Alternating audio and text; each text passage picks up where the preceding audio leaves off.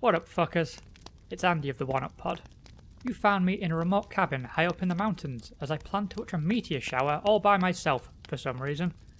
Being stuck out in the middle of nowhere on a creepy night such as this has got me thinking about some of my favourite horror movies growing up that were set in remote locations, such as The Evil Dead, several Friday the 13ths, or Care Bears the Movie 2, A New Generation. This then got me thinking about some recent video games that touched on similar concepts, namely Supermassive's duet of horror games, Until Dawn and The Quarry. Let's just ignore the Dark Chronicles games for now.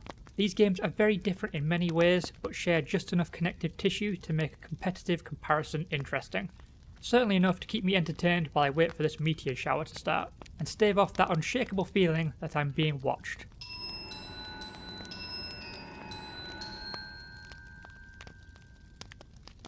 Ugh. So join me as I openly acknowledge my poor phone signal for video game deathmatch, Until Dawn vs The Quarry.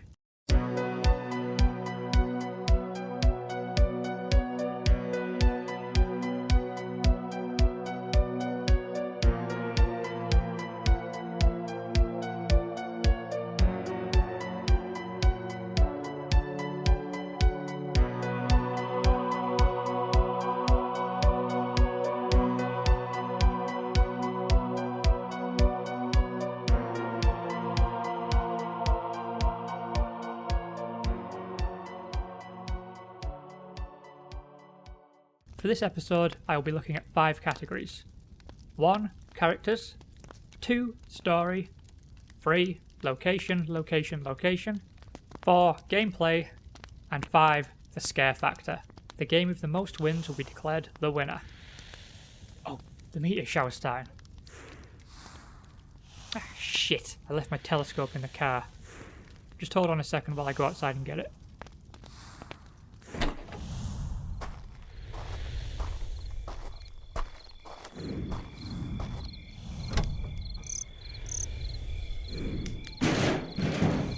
Someone there. Okay, I'll just watch through the window instead of outside. It's a bit cold outside, so that's what this is. So join me inside for round 1.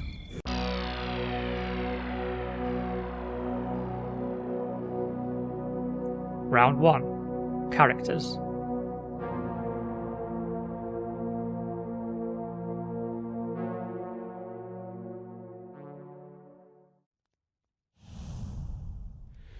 Wow, this is a really pretty meteor shower, and it's going on a lot longer than I was led to believe.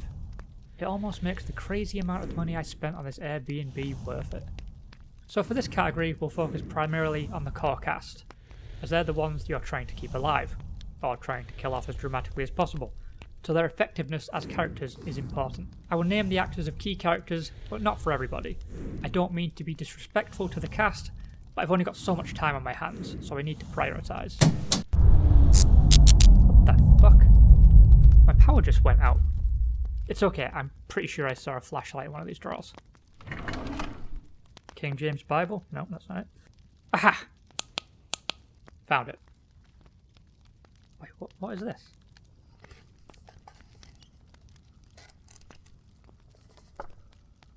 Some sort of big leather-bound book. Oh god, it's a fucking scrapbook, isn't it? I hope the owners don't ask everyone to sign this or something. Fucking stupid.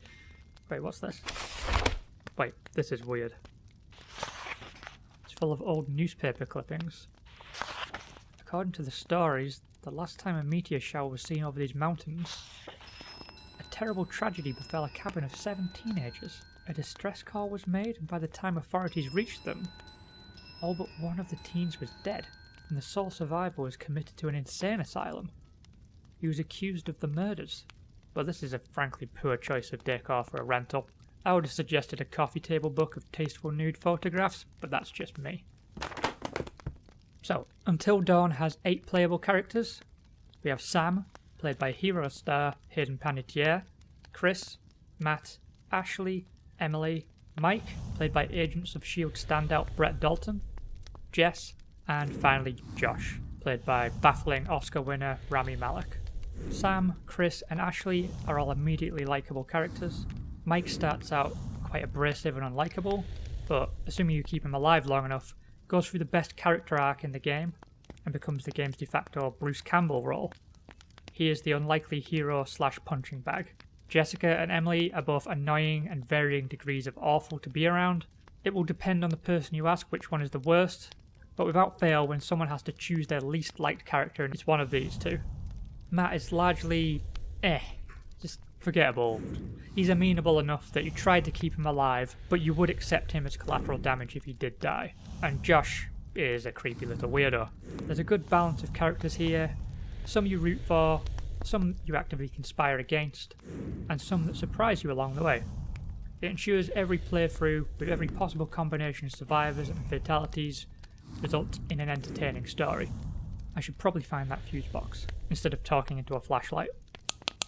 The Quarry has 9 playable characters. Laura, Max, played by Skylar Gisondo from The Righteous Gemstones. Apologies if I said your name wrong. Abigail, played by Ariel Winter from Modern Family. Caitlin, Nicholas, Emma, Ryan, played by Justice Smith from Detective Pikachu. Dylan, played by Miles Robbins from Halloween 2018. And Jacob. Of these characters, Laura, Max, Abigail, Caitlin, and Ryan are all likeable. Nicholas is a load of nothing. Emma is alright. Dylan is deliberately annoying. And Jacob is an annoying jerk-off. Ah! Fucking shit of a table. Ah! I should look where I'm going. Ah, fuck. Sorry. As far as supporting roles go, The Quarry has a better selection of roles and character actors to fill them. David Arquette, Ted Raimi, Ethan Suplee, Lance Henriksen, Grace Zabriskie, and Lynn Shea. It's just an absurd lineup of genre talent there. This gives The Quarry some significant sway and a strong argument for winning this round, but the most critical factor is the main characters. And in that regard, Until Dawn has a better range of character types and degrees of player investment. The Quarry makes the mistake of having too many likeable characters, which sounds stupid, but you want a few of these characters to piss you off enough that you maybe enjoy seeing them die. Part of the fun of a horror movie is picking out a character you'd really like to see get fucked up, and The Quarry makes that a bit more difficult than others. You're generally left with 2 options, maybe. Plus, no character in The Quarry has an arc as rewarding and gripping as Mike's. The winner for this round is Until Dawn.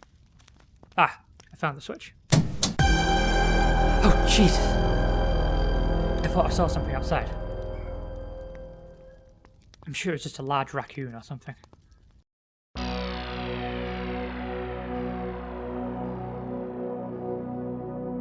Round 2. Story.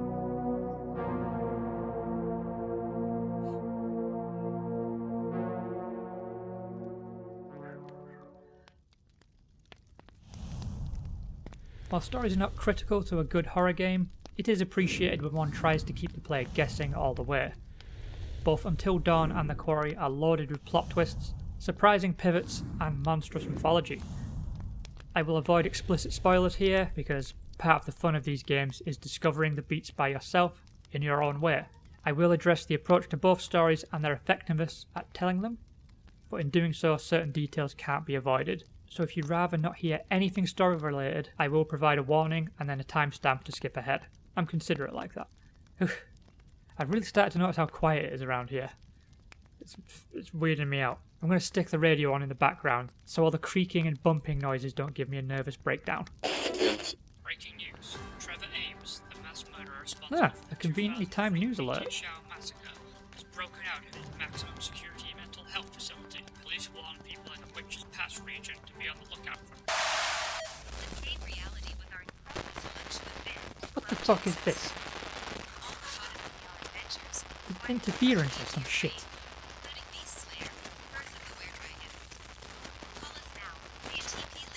I think maybe the meteor shower is fucking with the radio signals. I'm picking up some weird stuff right now.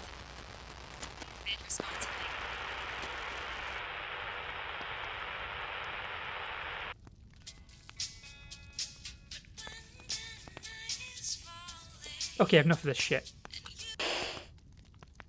Until Dawn sees a group of old friends return to a cabin in the snowy mountains, 1 year after a tragedy saw 2 of their friends disappear.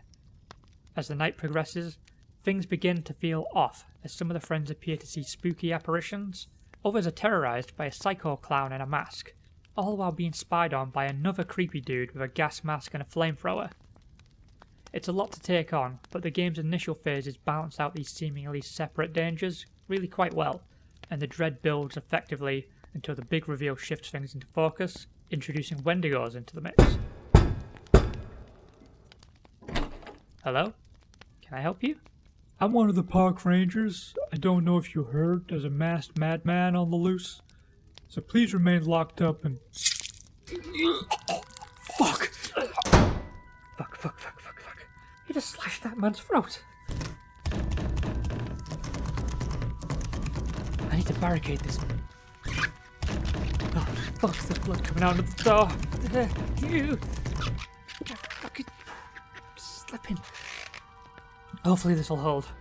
Okay.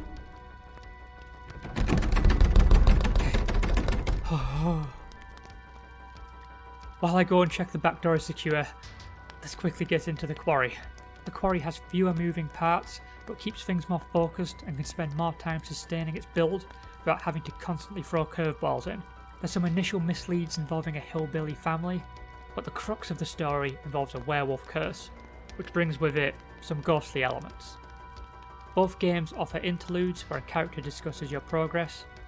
In Until Dawn, it's a mysterious psychiatrist played by Peter Stormare, and in The Quarry, it's a spooky witch lady played by Grace Zabriskie. Without giving too much away, The Quarry's interludes have more bearing on the bigger story, while Until Dawn's use of the format falls apart somewhere around the halfway mark, but sticks around for far longer than it should due to an adherence to the established structure. Oh, it's the back door, and it looks like it's been locked. You locked out your bell end. Fuck off elsewhere. Yeah, that's what I thought, you little bitch. So, I need to be vaguely spoilery here, so if you wish to avoid even the faintest hint of detail, please skip ahead to 13 minutes and 7 seconds. So, there's a recurring issue with Supermassive horror games, where they love to throw fake-outs at the audience, and they are all over Until Dawn. Ghosts are a fake-out, the psycho clown is a fake-out, even the nature of the flamethrower guy is not what it seems. The only thing that is ever genuine is the Wendigos. There's enough meat to Until Dawn's story that it never feels like it's sinking the story, like it did numerous times with the Dark Pictures series. But it does undermine the game's replay factor when you know the entire first act is no longer actually dangerous. The Quarry avoids fake-outs, everything is legit feeling, the hillbillies are violent bastards, the werewolves are real, even the ghosts are real. Maybe the game is playing the expectation that there'll be fake-outs in it due to Supermassive's track record, but even if it's not deliberate, the fact that there isn't a swerve at any point in itself feels like a massive swerve. And now we'll join everybody else who'd wanted to avoid the spoilers. Even when it never has a real plot twist to throw the audience for a loop, the Quarry still manages to surprise and enthrall the player with its constant escalating danger, and I appreciate that it avoids some of Supermassive's more frustrating quirks as storytellers. With all that in mind, the winner for this round is The Quarry. Wait, why is my car on? Oh, fuck, did I leave my car keys outside? Jesus. Oh. He appears to have knocked himself out, stupid cunt. I'm making a run for it. I'll see you in round 3.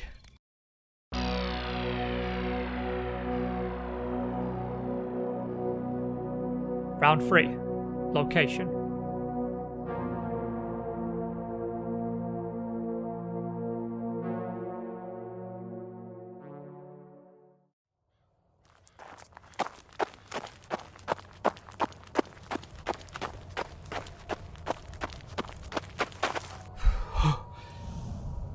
I've made my way into the dark, dense forest behind my cabin.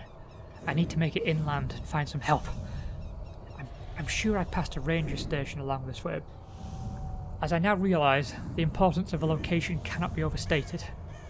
Like, I now wish I'd just booked a weekend at Disneyland, where the odds of being harassed by a creep in a mask is still very high, but done in a socially acceptable way. Until Dawn's setting is perfect for a survival horror game. The cabin on a mountain is sizable in its build and remote in its location, a perfect ground base for the mayhem that will unfold.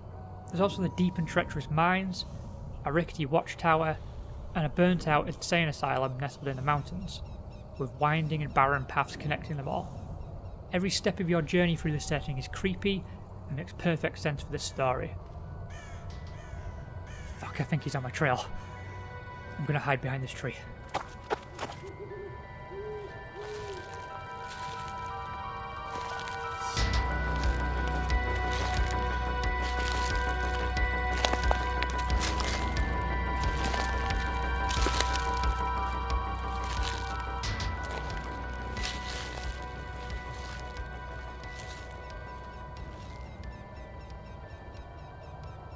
Okay, I think he's gone. The quarry has a classic setting, the remote summer camp in the woods. The problem is, there's not a lot else to it. There are different spots within the camp, like the fire pit, the lake, the cabins, but not a lot in the way of big surprises. The hillbilly cabin is pretty elaborate and creepy, but it's also to be expected. There's nothing that takes you aback, nothing that drastically changes the mood or the tempo of the story when you discover it. It's consistent, which is appreciated, but it doesn't keep you on edge or make you feel completely cut off from the world in the way that Until Dawn setting did. Ah, fuck, he's coming back. Let's just hurry this along. I think I know where the ranger station is now. So for its depth of locations, winner here is Until Dawn. That was a quick round.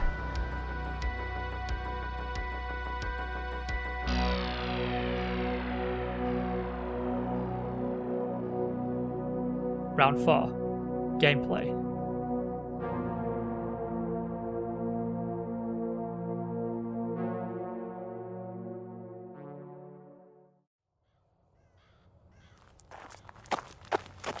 Oh, thank fuck, the ranger station. They can radio for help. And I'm assuming they have some sort of weapons in there for fending off angry bears. Hey, anyone in there? Hello? A fucking lunatic in a mask just killed one of your guys. We need to call the police. The real police, not the tree police. Hello? Oh. The door's unlocked. Hello? Fuck's sake. Why is it so quiet in here? Oh, fuck. It's a ranger with a pair of gardening shears stuck in his skull. Oh my god. And another ranger with his jaw ripped open and a Rolodex has been stuffed in his mouth. The fuck? And another ranger. He's been decapitated and his head stuffed in a microwave. And another ranger stabbed once in the chest. I guess this guy ran out of ideas at some point. I'm just going to lock the door at the station just in case he comes back. I don't want to die, especially not in a boring way. Fuck's sake. Don't like that bell. Okay, that should buy us some time. So while I check the building for other ways in, let's talk gameplay. Until Dawn plays very much like your standard interactive drama. If you played a game by Quantic Dream or Telltale, you know the deal. You move a character around different screens, sometimes there's a fixed camera, sometimes you can move it around a little. But generally, in navigating the spaces remains the same. You interact with different objects to discover clues. Certain clues will unlock visions of the future that give you a heads up about potential dangers. You make key decisions throughout the game, and these choices create branching narratives and can have repercussions much later in the game, sometimes quite unexpectedly. The game calls this system the butterfly effect. Oh. According to this elaborately drawn map, a cable car that brings people up the mountain is near here. Okay, that's a solid plan B, even if I hate cable cars to the point of being quite irrational. I just don't like that they're dangling in the air. It's freaky. Okay, never mind. There are quick time events during big sequences, particularly chase scenes, and there's one recurring mechanic called Don't Move, where you must hold your controller perfectly still to avoid being detected. This is a frustrating mechanic that did not consider the impact this would have on players with disabilities that cause them to shake. I mean, I struggle with very slight tremors, not in a debilitating way, but it definitely caused issues in this game based on how unforgiving it is at times. So you can imagine how much this might impact other gamers. Oh, a radio transmitter. Oh, I could use this to call for help. For fucking hell, all the wires have been cut. I think I can bind them together and it might work again. I mean, I am the son of an electrician, I should know this stuff, but... Okay, while I try and sort through this shit, let's talk The Quarry. The game plays very much like its predecessor in many ways. the in-game premonitions are replaced by mid-chapter tarot readings that can present hints of what to expect, should you choose to take the reader up on her offer. It lets you decide if you want to know anything, and it does it in a way that doesn't cut into the flow of the action. Personally, I quite preferred this approach. The don't move mechanic returns, albeit in a more fine-tuned form, as Supermassive had been tweaking this concept through the Dark Pictures games. Now, rather than testing steady hands, it tests your judgment. You are given a scenario and the option to move, and you need to use all the information around you to determine when the best time to make your move is, or whether you want to move at all. It becomes a decision-making challenge rather than a test of your reflexes. Again, this feels more in line with other major components of the game and levels the playing field for all players. It was another big improvement. The game also offers multiplayer, both couch and online, much like the Dark Pictures games. In local play, players take turns controlling different characters. In online mode, other players can vote in key decisions. The game also offers a movie mode, where players can set the personality traits of different characters and then sit back and watch the story play out. This is a fun concept for those who want to experience the story more, but are tired of playing it, or just plain tired. Some of us work a lot, you know. It's working. Is anyone out there? Hey, hello? Is anyone out there? There's a killer rampaging through the Witch's Pass. Okay, now that I say it out loud, I really should have thought twice about booking a weekend here. Anyway, I repeat, there is a man in a mask attacking people in the Witch's Pass. Over. Please respond. Sorry, over properly now. Over. Hello, is anyone there? Hello? My boat is stranded in the ocean. A weird storm is rolling in, and I'm scared. Send help, please. Over. What? Who is this? Over? What? Who is this? Over. I don't have time for this. What the fuck?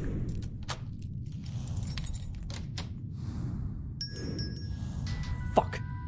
I have to go. Over and out. What? I'm going to sneak out the back here. Hopefully he hasn't spotted me. For the massive player improvements to core mechanics, as well as introducing some fun new multiplayer features, the winner for this round is The Quarry. I'll see you in round 5. I'm making a run for the cable car.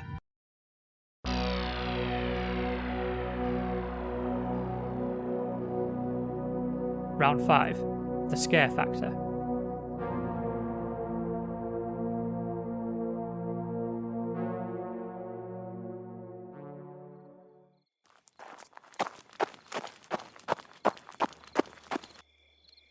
Oh, I made it. The cable car is up ahead. As always, horror games need to be scary to be effective. You can get a lot wrong, but if you scare people enough, they will overlook all manner of faults. Until Dawn, at least in that initial playthrough, is scary as fuck from start to finish. The disorienting chaos of the opening flashback, the slow burn creepiness of the opening act, when numerous threats come into focus, the claustrophobic terror of the mine sequences and the insane asylum, the seemingly unstoppable Wendigos putting your nerves through the shredder. The game throws so many curveballs your way and finds inventive ways to potentially kill off its cast, keeping you a nervous wreck at all times. The opening act loses some of its zing in replays, but a good jump scare will always work to some degree, even if the sense of threat dissipates quite quickly.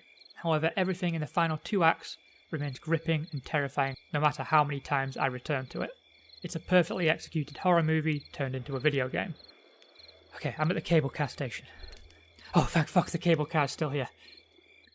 Hello? Is anyone here? Hey, what are you doing in here? The cable car's done for the day. Come back at 8. No, you don't understand. We have to get off this mountain. Something very bad is happening. There's a mass killer on the loose. Sure thing, you raisin cake. Get out of here. Please just help me start the car. I'm serious. We need to get out of here. Don't touch that key. Okay, so I'm assuming that starts the car then. Cool. I'm doing this with or without you, so...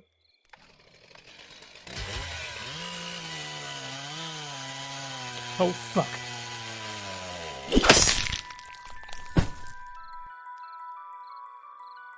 Without you then.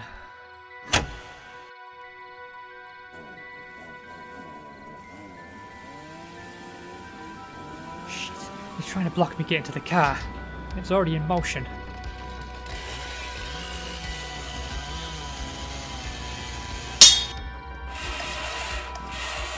Ha! Not so scary now your chainsaw's stuck in a metal frame, you eerie cunt. Oh, fuck.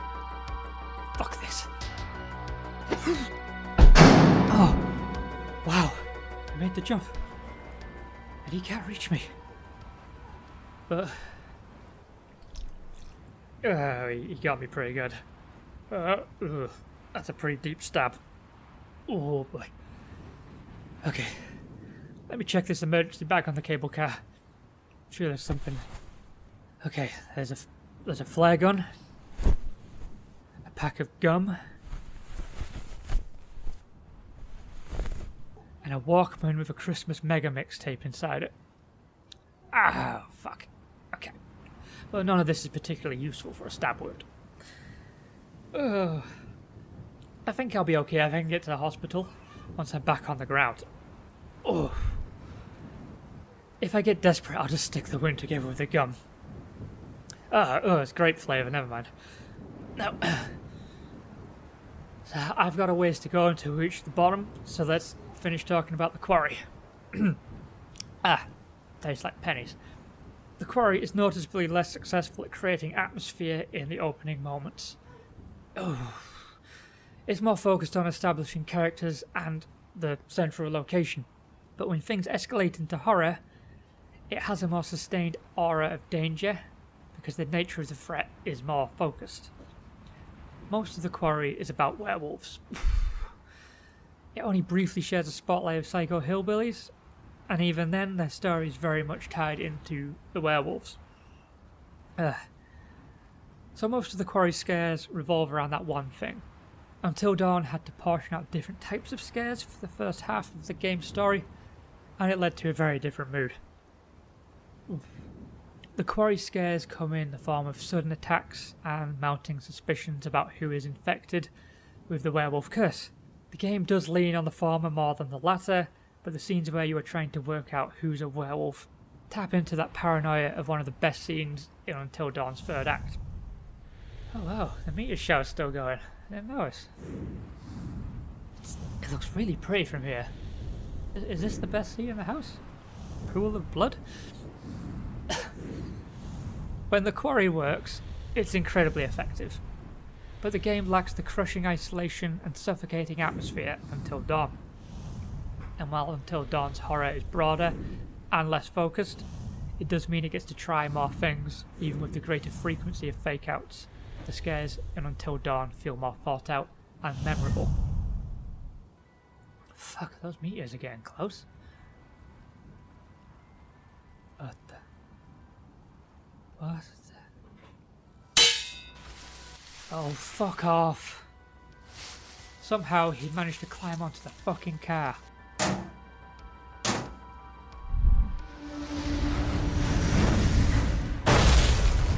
Whoa, fuck. Fucking meteor just clipped the car. Oh shit. I've got to think fast. I've got something in the bag just for this. Aha! Fuck, not you. Aha! Happy Halloween, motherfucker. The winner is Until Dawn, by the way.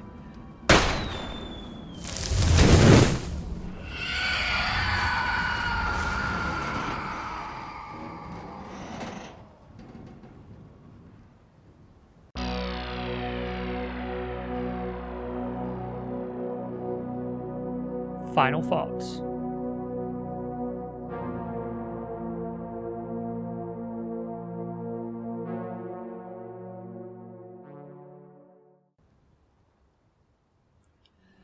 Oh, I can't believe that worked. He just fell right off the fucking edge.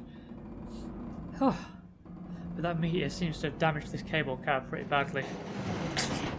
Ooh. It doesn't look like I'm making it to the bottom at an appropriate speed at any rate. So, to wrap things up, the winner is Until Dawn, 3-2. While The Quarry has the superior gameplay mechanics, Until Dawn succeeded in the more critical areas. It has characters you're invested in, a location that makes them feel isolated from safety, and a level of intensity that makes you scared for them the entire time. As a horror game experience, Until Dawn remains one of the most entertaining and thrilling out there, but both games are a great time and you're guaranteed a really fun, spooky time whichever one you happen to pick up to play. Okay, I should probably get to the outro while I'm still suspended in the air. On the bright side, at least it won't be the stab that kills me this time. I don't want to join that guy's body count. I'll let the cosmos take this W.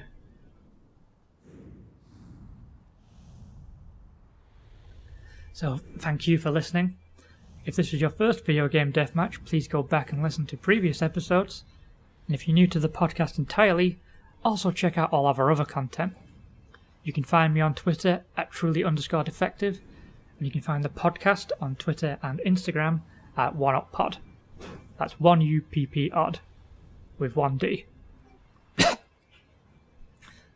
So I'll see you around, no doubt. And in the meantime, don't forget to get a life.